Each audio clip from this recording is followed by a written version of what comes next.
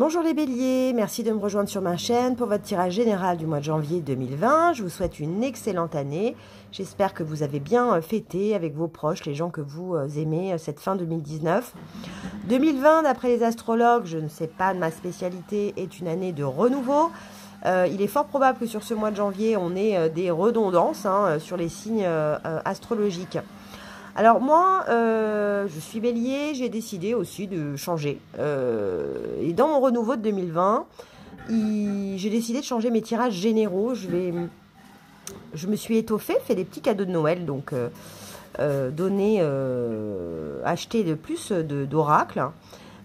J'ai décidé de vous faire une ligne pour chaque semaine, avec une ligne avec les arcades majeures du tarot de Marseille, c'est le tarot de Nicoletta Ceccioli, 3 oracles, l'oracle des amoureux, l'oracle, le message de l'archange Gabriel et l'oracle de E qui est un oracle énergétique.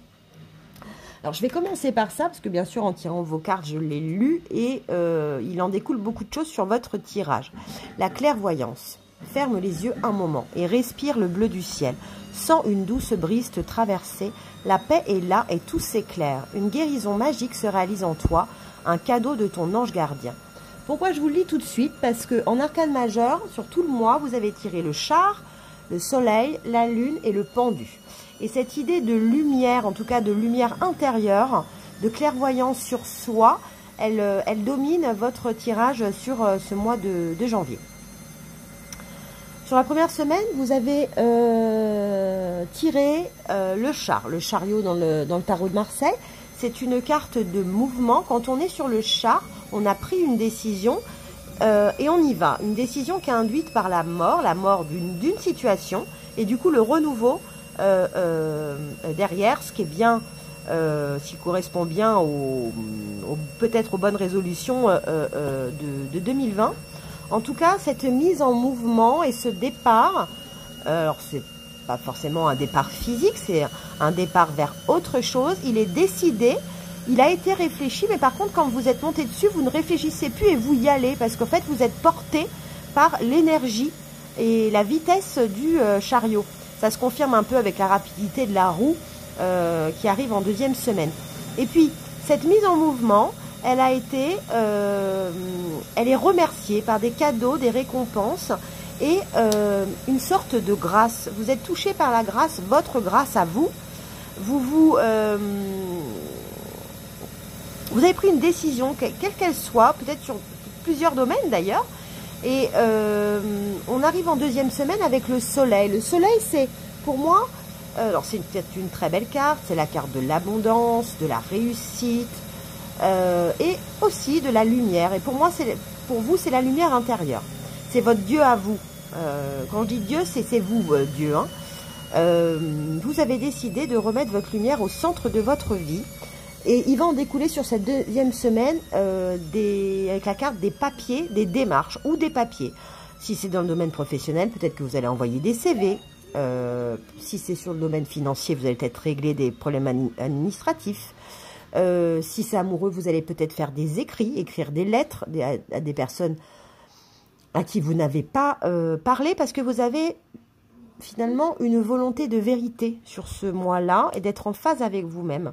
C'est peut-être aussi dans une démarche de développement personnel, puisque vous touchez à votre lumière, votre soleil intérieur, vous décidez peut-être d'inscrire sur un carnet les choses que vous avez envie de faire, comment vous allez pouvoir les faire, ce qui vous fait vibrer, peut-être dessiner, imager tout ça, peut-être vous faire une carte de vœux personnelle, ce qui est un très très bon outil d'ailleurs.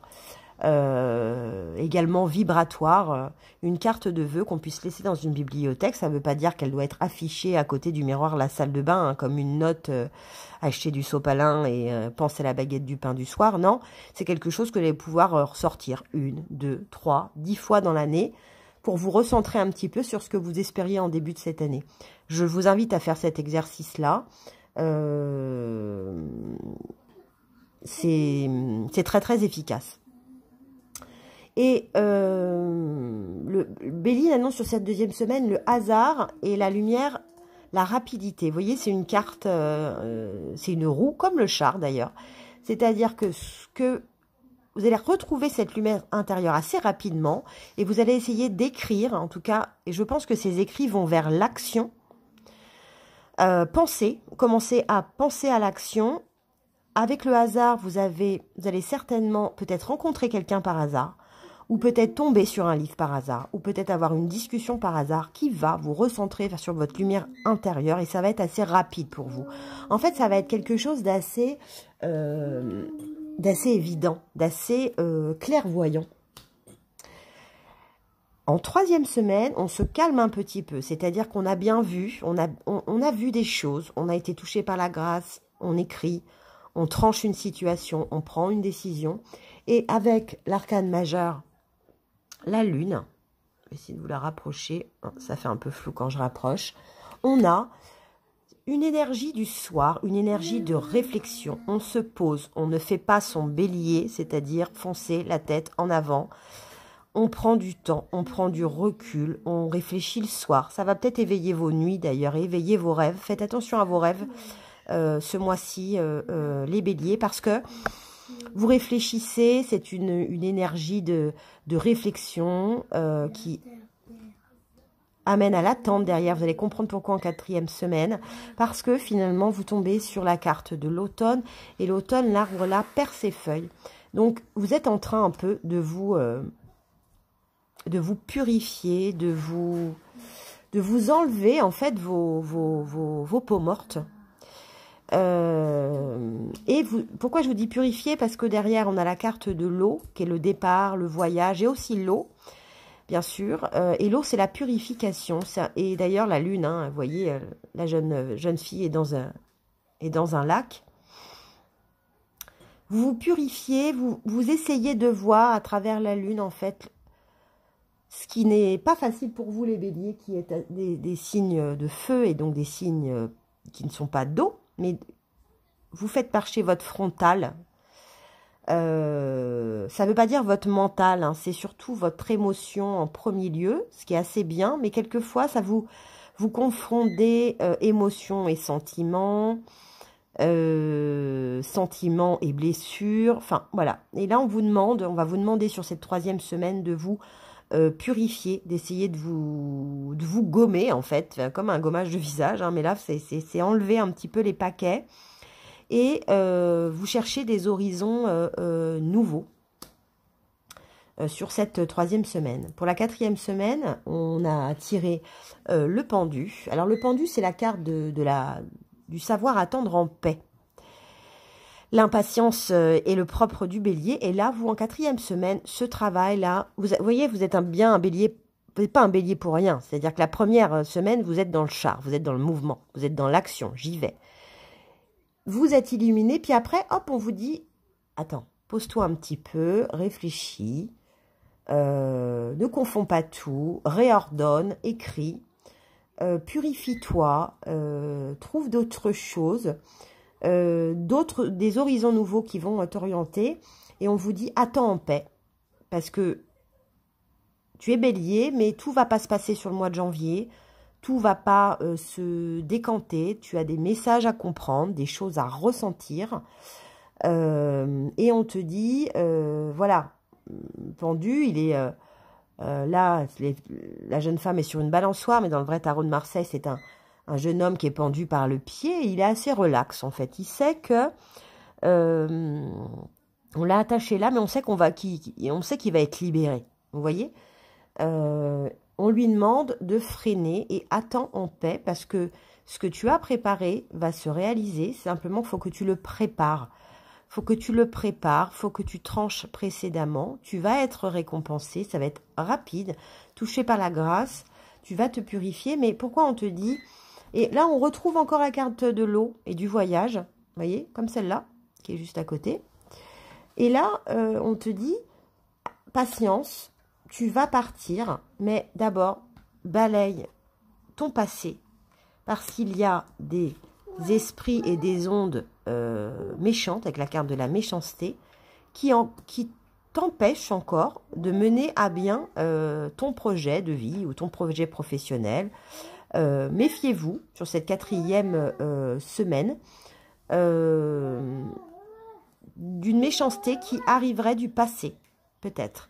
De choses peut-être qui... Ce n'est pas forcément des personnes méchantes, c'est peut-être une partie de votre vie assez méchante où on vous a fait du mal qui va peut-être revenir. Et peut-être que le fait là de décider de vous purifier, de passer un nouveau cycle, de trancher, ça va peut-être vous faire un petit peu peur et ça va peut-être faire revenir finalement des fantômes. Donc analyse bien ce qui t'a empêché d'avancer dans le passé pour pouvoir le balayer correctement. Sois clairvoyant, comme le disait l'oracle des amoureux, avec toi-même. Dans le message de l'archange Gabriel, on a Isis. Alors, c'est très jolie carte. La déesse Isis possède une énergie très élevée qui lui permet de côtoyer autant les êtres humains que les anges. Elle est présente dans votre vie afin de vous aider à mieux vous exprimer et à prendre votre place en société. Elle vous apporte du courage et de la confiance en vous. Donc, c'est une carte de protection. Elle vous invite aussi à... Vous voyez, elle a les yeux fermés, à vous reposer, à réfléchir, mais à vous exprimer. Vous voyez, avec la carte des papiers, écrivez. Peut-être faites une démarche personnelle en disant, il y a peut-être des choses que je n'ai pas dites à des personnes, ou peut-être que je garde des choses que je devrais exprimer, et ça ne me fait pas de bien pour me balayer mon passé, me purifier. Et ensuite, l'oracle de E, on vous dit à votre service. Alors ça, je vous le lis parce que souvent les explications sont très sympas. On vous dit, avez-vous conscience qu'il existe un grand majordome universel qui travaille en coulisses, soigne les détails et fait en sorte que tout se passe comme prévu. Ce factotum est aussi loyal que le chien fidèle, aussi déterminé que Rocky Balboa, aussi digne de confiance que les battements de votre cœur. Alors pourriez-vous lui laisser porter le plateau? Voyez pourquoi on vous demande d'attendre, c'est qu'on vous dit, là il est en train de se passer quelque chose, vous êtes acteur, votre lumière intervient, vous réfléchissez, mais on vous dit, attendez, parce que lâchez prise, vous devez comprendre, le bélier, c'est dur hein, pour vous, je suis bélier, hein, je sais ce que ça fait, hein. On vous dit, il y a quelqu'un en fait qui est en train d'organiser ce qui va se passer. Tu es acteur, tu vas être récompensé, tu as des actions à faire, mais tout ne dépend pas de toi. Il y a des situations qui font que tu ne peux pas intervenir. Tu peux agir, mais la plus grande de tes actions, là, ça va être de laisser faire le hasard. Il n'existe pas de hasard, c'est bien pour ça. La grâce, purifie-toi. Mais... laisse faire, en fait, tes anges, tes dieux, tes guides, laisse faire. Tout se prépare au mieux pour toi. C'est un très très beau tirage, les béliers, je suis assez contente.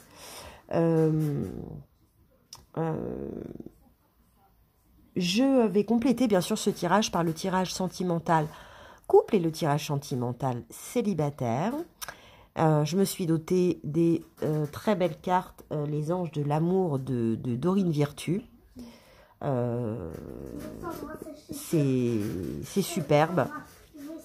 Et puis, également, l'oracle des vies antérieures de Dorine Virtue également.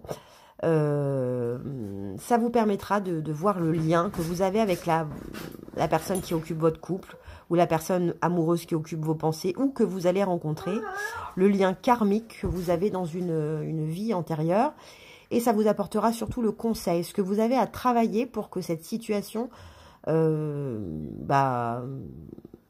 un terme peut-être, ou se développe, ou s'enrichisse, ou se rencontre, voilà. Pardon.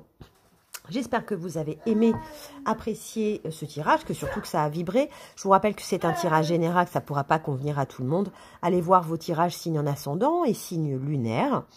Laissez-moi vos commentaires, ça m'intéresse beaucoup. Si ça vibre en vous, si ça évoque quelque chose. Et je renseignerai en bas de cette vidéo également le mail sur lequel vous pouvez me contacter si vous voulez un tirage personnel parce qu'effectivement, il y a des détails que je ne peux pas là évoquer. Et si j'en savais un petit peu plus pour vous, je pourrais orienter les choses différemment.